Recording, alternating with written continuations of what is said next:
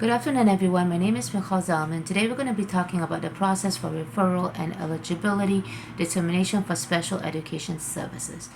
Parents and teachers must collaborate effectively, especially if the student is struggling.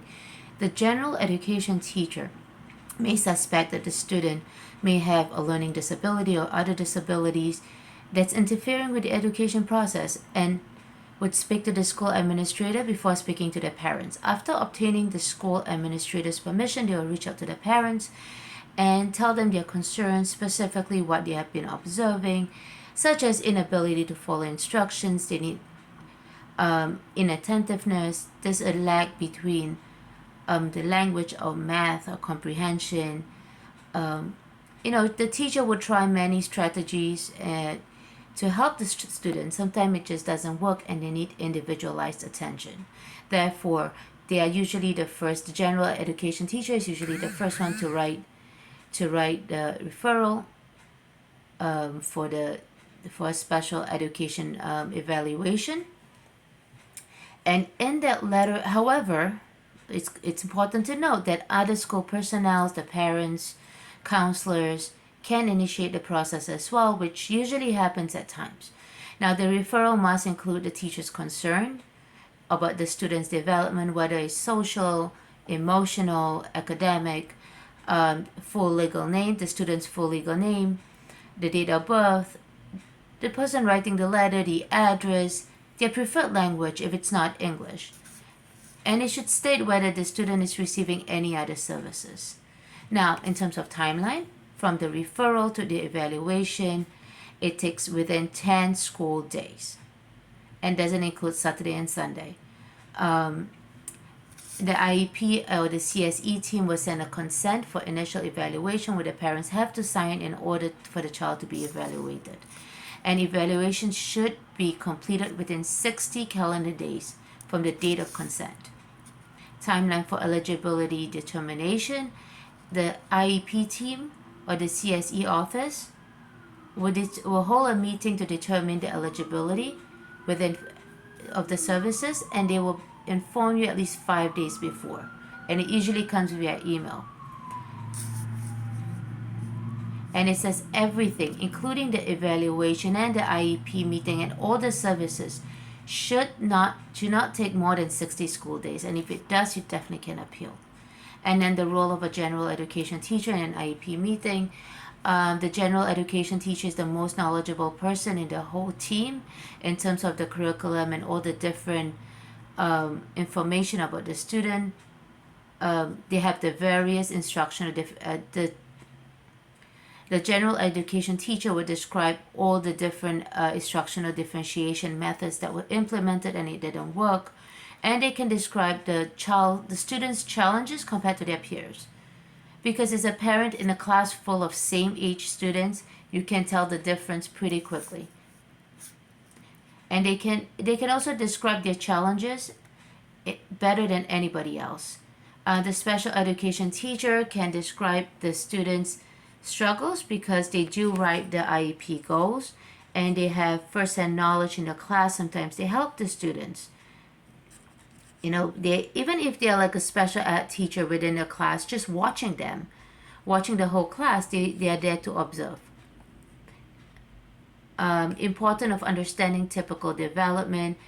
The educators must emphasize to the parents that every child develops differently. However, there is a typical baseline. So by the time you get to third grade, there are certain skills that you're expected to know, such as problem solving. You don't just solve it by rote and you get two numbers, you add them together. In a sense, the student starts questioning, why do I have to add and why do I have to subtract?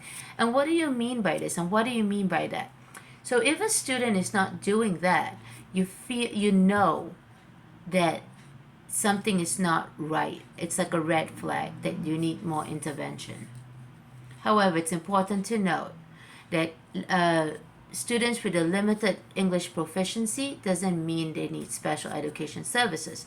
You might just need to get translators. You might need to get a device that will translate the information. Now, psychoeducational evaluation report. we have talking about the formal report. What is the formal report? The special educator will conduct a confidential psychoeducation evaluation, which is called the Wechsler Intelligence Scale for Children 5th edition, which stands for WISC/V.